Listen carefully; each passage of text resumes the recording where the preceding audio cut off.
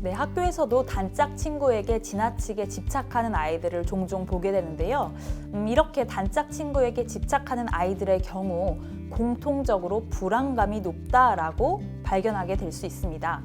그런데 이렇게 불안감이 높은 이유가 있어요. 저는 크게 두 가지라고 보고 있습니다. 첫 번째는 소외에 대한 두려움입니다.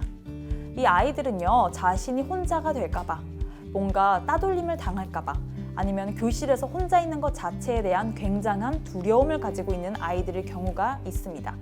그래서 이러한 아이들의 경우에는요, 먼저 아이들과 대화를 나눠보면서 혹시 아이가 과거에 따돌림 경험을 당한 적은 없는지, 또는 친구의 배신으로 인해서 뭔가 고립에 대한 두려움이 있는 것은 아닌지 살펴볼 필요가 있습니다. 그래서 만약에 이러한 두려움이 있다면 아이들의 스트레스나 두려움이 굉장히 클 수 있기 때문에 아이들과 좀 진지하게 대화를 나눠보면서 아이가 그런 두려움에서 조금씩 벗어날 수 있도록 도와주는 것이 훨씬 더 중요합니다. 그리고 두 번째 가능성은 이 아이들이 친구를 소유하거나 통제하려고 하는 경향성이 굉장히 높을 수도 있는데요. 자신의 생각에서 조금이라도 벗어나게 된다면 불안감을 느끼기 때문에 단짝 친구에게 집착하는 경우가 있을 수 있습니다. 그래서 이럴 때에는 부모님이 먼저 평소에 통제적인 언어나 이런 모습들을 보이는 것은 아닌지 한번 점검해 보시는 것도 굉장히 중요합니다. 왜냐하면 아이들이 알게 모르게 부모님과의 관계에서 그런 것들을 경험하게 되면서 내가 친구 관계에서도 조금 더 우위를 점하려면 내가 통제적인 모습을 보여야 하는구나, 아니면은 내가 생각했을 때 이러한 내 범위에서 조금이라도 벗어나면 뭔가 내가 힘을 잃게 되는구나 라는 생각을 하기 때문에 조금 더 통제적인 모습을 보일 때가 있거든요. 그래서 예를 들어서 부모님 같은 경우에 평소에 아이들에게 엄마가 이렇게 하라고 했지 라거나 엄마가 하라는 대로 해야지 왜 말 안 들어, 이런 식으로 뭔가 지나치게 아이들을 자신의 틀 안에 가두려고 하게 된다면 아이들은 친구 관계에서도 나도 모르게 이런 말들이 튀어나오게 될 때가 있거든요. 그리고 나의 말을 좀 뭔가 안 들어주면 쟤는 내 말도 안 들어줘, 그리고 나를 배신하는 거야 라는 생각으로 좀 쉽게 이분법 하기도 합니다. 그래서 이럴 때에는 아이들에게 통제적인 언어를 쓰는 것보다는 너는 뭘 하고 싶어? 라고 하면서 뭔가 아이들의 의견을 먼저 물어보거나 그래, 너가 그런 생각을 가질 수도 있겠구나 라면서 아이의 생각을 먼저 존중해주는 언어를 쓰신다면 아이들도 친구 관계에서 친구가 나와 다른 생각을 가지고 이것을 표현하더라도 쟤는 그냥 나와 다른 생각을 가지고 있구나 라면서 좀 쉽게 인정하고 존중해 줄 수 있게 됩니다. 친구의 잘못을 잘 이르는 아이들의 속마음을 먼저 한번 살펴보는 것이 중요한데요. 저는 크게 두 가지로 보고 있습니다.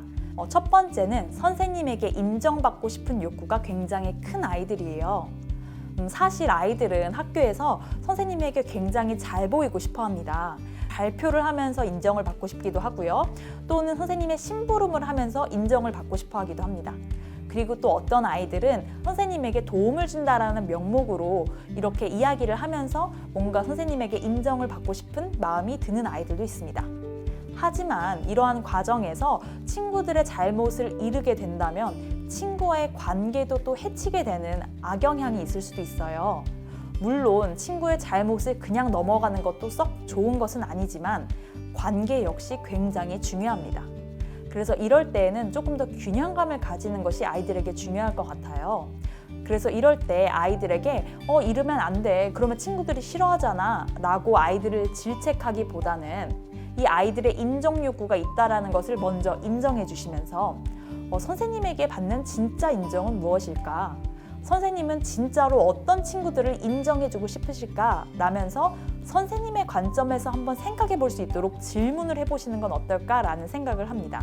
사실은 선생님의 입장에서는요, 스스로 모범을 보이는 학생이 최고로 인정해 주거든요. 왜냐하면 스스로 모범을 보이는 학생이 있을 때 주변 학생들이 그러한 친구들의 모습을 따라하면서 교실 분위기도 굉장히 좋아지기 때문에 선생님이 최고로 하는 인정은 스스로 잘하고 모범을 보이는 학생일 겁니다. 아이에게 설명해 주신다면 아이들은 그 다음부터는 뭔가 선생님에게 무엇을 이르기보다는 자신이 스스로 모범을 보이는 데 집중하면서 자신의 에너지를 그곳에 쏟을 수 있게 됩니다. 그래서 그러한 방법도 도움이 될 것 같고요. 그리고 선생님에게 무언가를 잘 이르는 아이들의 두 번째 특징은 바로 원리 원칙을 중요시하는 아이들입니다. 물론 원리 원칙을 중요시하는 것도 굉장히 좋은데 이러한 과정에서 관계가 상하게 된다면 또 그것 역시 교실에서 적응하는 데 도움이 되지 않을 수 있습니다. 그래서 이럴 때에는 원리 원칙을 그대로 가져가되 친구에게 먼저 자기가 건강한 방법으로 이야기해보는 것을 추천해요. 선생님에게 이른다고 해서 그 친구가 자신의 행동을 고치는 것은 아니거든요. 그 친구를 정말로 도와주기 위해서는 선생님에게 일러서 그 친구가 혼나도록 하는 게 아니라 그 친구가 스스로 자신의 행동을 점검하고 뭔가 행동을 변화하는데 도움을 줄 수 있는 것이 훨씬 더 중요합니다. 그래서 이럴 때 선생님에게 이르는 대신에 그 친구에게 먼저 다가가서 우리 이럴 때 이렇게 보는 게 어떨까? 좀 부드러운 말로 한번 제안을 해보는 과정에서 이 아이가 스스로 자신이 생각하는 원리 원칙도 조금 더 강조하고 그리고 친구에게도 뭔가 도움이 되는 이러한 말들을 해준다면 훨씬 더 관계 형성에도 조금 더 유연성을 보이고 교실 적응에도 도움이 되지 않을까라는 생각을 합니다. 네, 제가 학교 상담실에 있다 보니까 종종 이러한 경우들을 많이 보게 됩니다. 예를 들어서 두 명의 친구가 서로 싸웠는데 한 명은 다시 친해지고 싶다고 하고 다른 한 명은 나는 더 이상 이 친구랑 잘 지내고 싶지 않아요 라고 말을 할 때가 있죠. 그래서 이럴 때 빨리 다시 친해져라 라고 얘기하는 것은 큰 도움이 되지는 않습니다. 왜냐하면 아이들이 마음이 다쳤을 때 사람마다 회복되는 시간이 좀 다를 수 있거든요. 그래서 이럴 때 아이가 만약에 나는 다시 저 친구랑 친해지고 싶은데 저 친구가 나랑 놀기 싫대요 라고 이야기하면서 속상해한다면 그래, 너가 많이 속상할 수 있어. 너는 저 친구랑 빨리 다시 친해지고 싶은데 저 친구가 놀아주지 않아서 좀 속상하겠다 라고 먼저 한번 인정해 주시는 것이 굉장히 중요합니다. 그 다음에는 그 친구의 입장에서 그 친구가 아직 마음의 문이 확 닫힌 게 아니라 마음의 문을 다시 열기 위해서는 좀 시간이 필요하다라고 설명을 해주시는 것도 좋아요. 하지만 그렇다고 해서 친구가 너랑 평생 놀지 않는 건 아닐 거야. 그 친구에게도 시간을 좀 줘보자 라고 이야기를 하시면서 이 아이가 그 친구가 조금 더 먼저 마음의 문을 열 때까지 좀 인내심을 가질 수 있도록 옆에서 좀 도와주시고 뭔가 챙겨주시는 것도 좋지 않을까라는 생각이 듭니다. 물론 그런 경우가 있습니다. 나는 저 친구와 친해지고 싶지 않은데 그 친구가 나에게 지나치게 가깝게 다가오거나 조금 나를 부담스럽게 하는 경우들이 있죠. 이런 마음도 저는 우선적으로는 인정해주고 존중해주는 것도 굉장히 필요할 것 같다라는 생각이 듭니다. 왜냐하면 우리가 모든 사람들과 다 친하게 지낼 수는 없거든요. 그래서 이럴 때 나와 맞는 친구들도 있지만 맞지 않는 친구들도 있어.